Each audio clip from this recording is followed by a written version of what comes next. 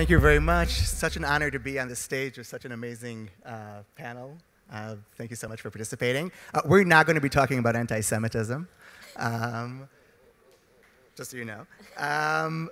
So The New Jew aired last year on the Public Broadcasting Corporation in Israel with a goal to present a snapshot of Jewish life in America into every living room in Israel. The series was viewed by over 1 million Israelis and really helped them gain a better understanding and appreciation of Jewish life in America today. I want to just give a quick shout out to some of our partners in this endeavor, the Jewish Agency, the Ruderman Foundation, Maimonides, Jim Joseph, and UJA Federation of New York. Without them, we couldn't have done this amazing series. This morning, we're going to be using some of these clips in order to illustrate the challenges and the issues that are on the minds of American Jews today. In our first episode, which we titled In America, Every Jew is a Jew by Choice, we kind of introduced this concept of Jew by choice, the fact that American Jews have to choose if, when, how they express their Jewishness on a regular basis. And this is a reality that's very foreign to Israelis because we grow up, as an Israeli, we grow up in an environment where Judaism is in the public sphere, and we often just take our Judaism for granted. Let's see a clip from that first episode in which Guri Alfi, a very famous Israeli comedian, is interviewing Rabbi Angela Buchdahl from Central Synagogue of New York. That would give you an understanding of what the show is about, but that was not the clip that we were hoping to show. So hopefully now clip number 2 that you have is the correct clip. Maybe we could see it on the screen quickly. And that, yes, perfect. Let's see the first. This is the beginning of the interview with Rabbi Angela Buchdahl. So this concept of choice, why is it so essential to the American Jewish experience nowadays? You know, it's so different for us as Israelis. I'm curious to know, anyone who would like to lead on that? I think that in America, we are the minority. And so in order to be Jewish, we have to make a choice. We have to opt in. And often, it's challenging. It goes against our American calendar, sometimes what's going on in our communities. And that feeling of being an other is really challenging. But it also is what gives us meaning and brings us together.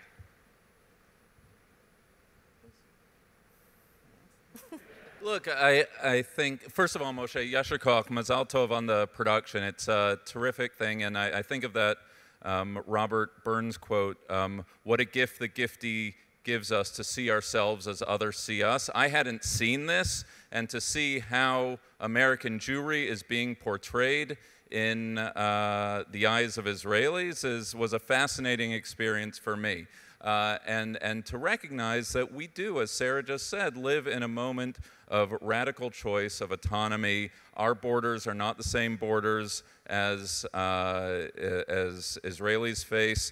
The personal biography of Rabbi Buchdahl somehow also represents the world of American Jewry. And I think that's very important for us to recognize as American Jews, and I think it's very important to recognize in an Israeli context, in a Zionist context, because whether or not the Judaism that Rabbi Buchdahl preaches and teaches, who's a very dear friend of mine, represents a Judaism that's palatable in an Israeli context, you have to realize that she represents the best hope amongst other colleagues, not just for American Jewry who live in that world of radical choice, but also the best hope for the future of the relationship between American Jews and Israel, because a strong American Jewry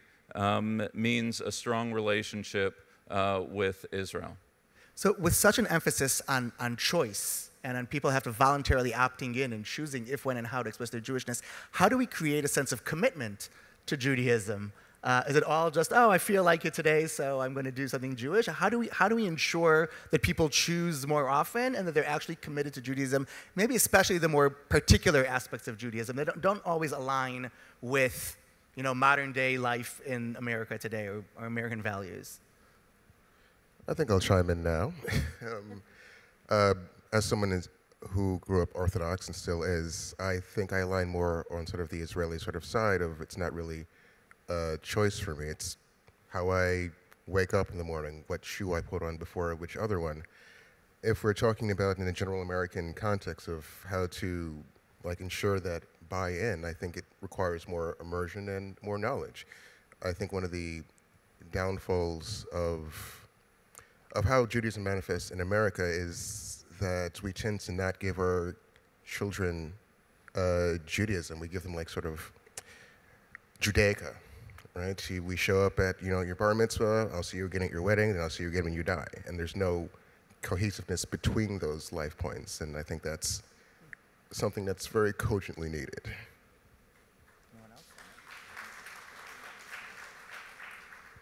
I just want to add that I think you're right, but I also think that American Jews are searching for community, and that community is often found in those moments of meaning, in those bar mitzvah moments, in those wedding moments, in those brit milah or baby naming moments, and it connects us to our tradition and to who we are, and when we make that choice, that brings meaning in our lives.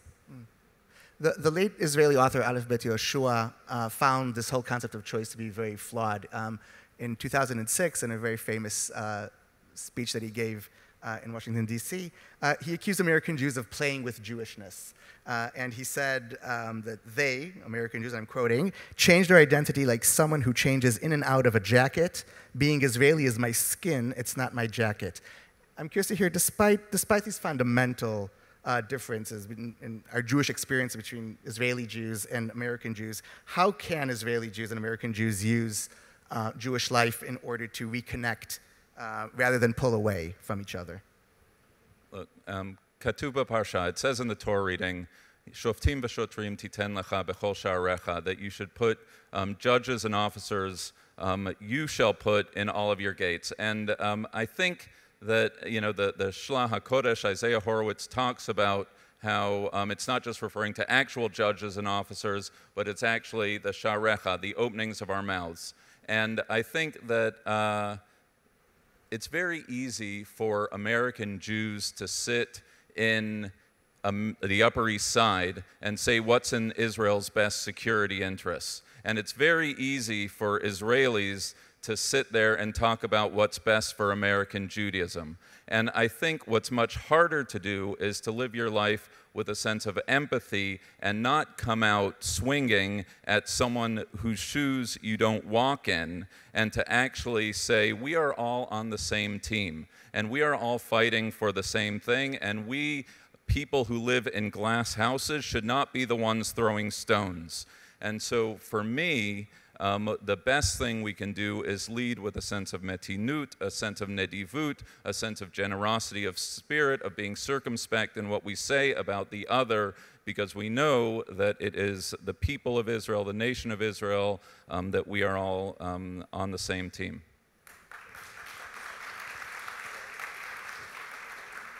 We're definitely all on the same team, and I just want to say so our foundation works a lot with community rabbis, community spiritual leaders in Israel.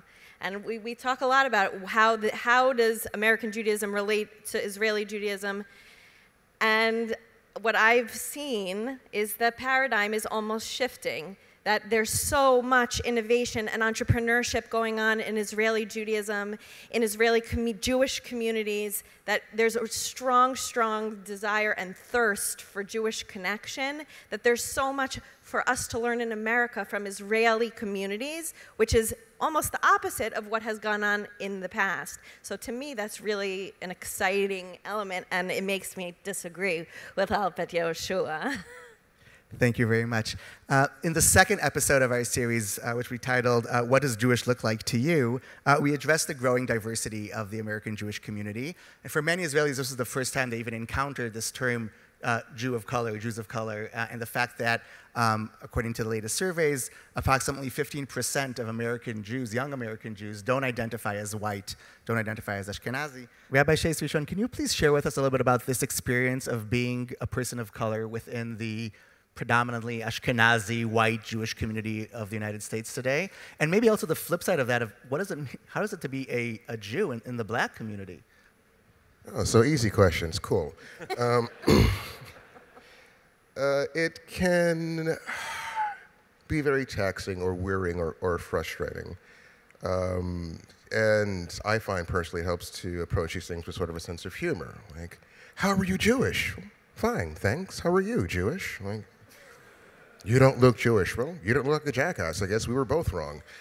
So navigating these kinds of spaces and sort of divesting people of the idea that Jews of color are a new thing. Like, we celebrate Purim every year. Every year we're talking about the Jewish communities that existed from India to Ethiopia, not from Germany to Poland, not from France to Spain.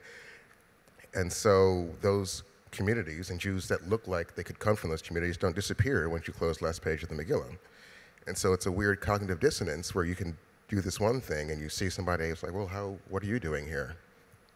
There's also an interesting sort of misconception that Orthodoxy, it's more, insular and, more racist, and liberal Judaism is more welcoming. And like in sort of an American context, it's like the difference between northern and southern racism. It's the same thing, just manifests differently. The what are you doing here? You get in Orthodox spaces is the same as the so what's your story that you get in like Reform and conservative spaces. What's being said there is, I don't think you belong here, explain why you're here.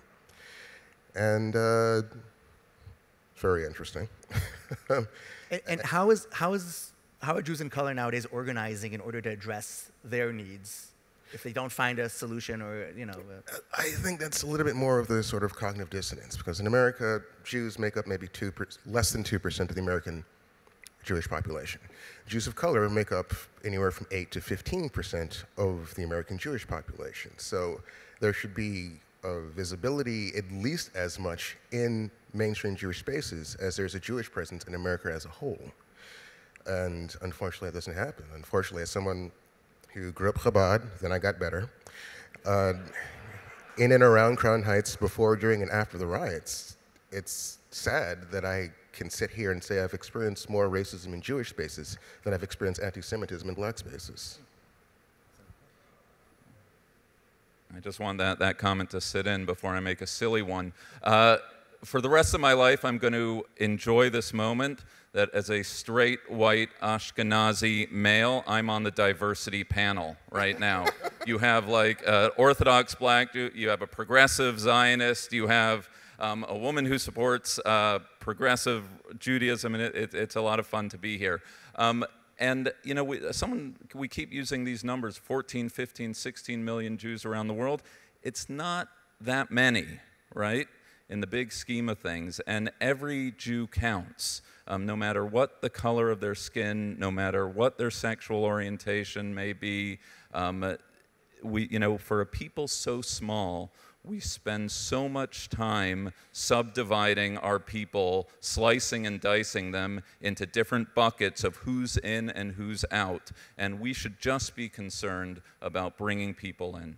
Has there been a sense of cheshbon nefesh, of reckoning within the establishment? And what is the synagogues, what are they doing now? Yeah, I think what the rabbi is saying is absolutely true, that I can look at my community in New York, just a few blocks away from Rabbi Buchdahl's community, and I think we need to be much, much better on all fronts of inclusion. Absolutely, absolutely. So in our third episode, we kind of try to envision what would the future look like for American Jewish life, especially in an age where Jewishness serves just as one part in a larger mosaic of identities that people hold. And we see more and more people who are less affiliated with the Jewish establishment. Let's see a clip from our third episode where Guri visits a congregation named Romemu in the Upper West Side of New York. Rabbi Cosgrove, I'm curious, with the rise of secularism And with the increasing amount of Jews who are defining themselves as Jews of no religion or cultural Jews, how are synagogues, how is the Jewish establishment evolving or upgrading? Look, at a certain point, every rabbi asks him or herself whether they are serving Judaism or whether they are serving Jews. And ultimately, the answer is not either or, but the answer is both. We are not museum curators, right? We are not simply keeping a static thing for the purposes of preservation, nor are we a self-help section doing the new faddish thing, right? Our task, it's why I'm a Masorti rabbi, why I'm a conservative rabbi, because my job is to keep traditional Judaism alive for Jews today, as my friend Yizhar Hess says. And so that task makes synagogues laboratories for Jewish life. It is our opportunity and it's our obligation as synagogues in North America to put forward the most dynamic expression of Jewish life possible, to serve today's Jews in a way that makes the tradition, the Masoret, speak with urgency and relevance to Jews of today, and in a manner that would be recognizable to the Jews of the past. And that's the task of a rabbi, and that's the task of a self-respecting synagogue, whether it's me, whether it's Rabbi Rishon, an Orthodox, Chabad, or any synagogue across the land. I would just like to piggyback off that real quick. Well, a good rabbi, they paskin to the person, not just this objective concept of halacha. How does it actually manifest and interact with what the person in front of you is going through and what they're asking and what they're trying to, and how you're trying to sort of guide them. So it can't be like a one-size-fits-all. Correct, and that's a corollary, and that's what you see with Rabbi Ingber. And by the way, I think you interviewed every Manhattan rabbi except me, so I'm very glad I'm on this panel. But, he's meeting Jews where they are. He's identifying what their experience is, and he's bringing them into tradition. He's recognizing their humanity and where they are. Great, thank you. Unfortunately, our time is up. This is a conversation I think is extremely important, especially in a Zionist conference. American Jewry is a mirror to us Israelis. I think Israel serves as a mirror to Jewish life in America today. And I think just from looking at each other, we could grow so much together. So thank you so much for having us here this morning.